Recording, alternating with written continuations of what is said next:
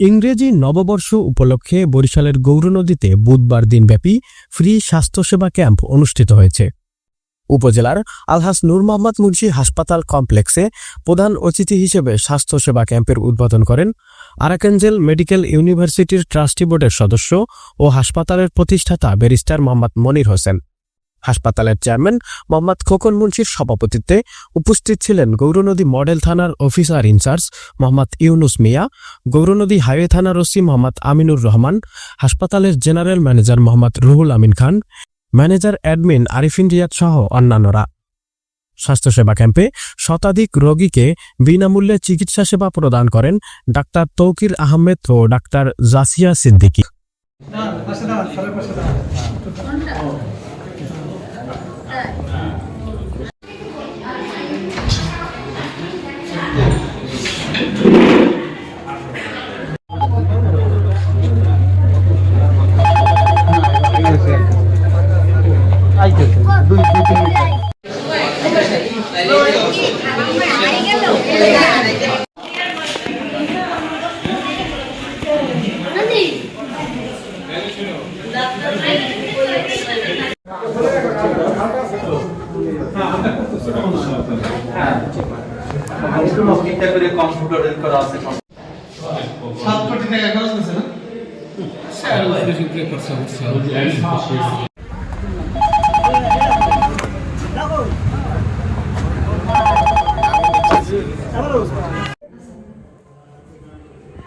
আপনি ঠিক করতে চিকিৎসা করে দিবেন না।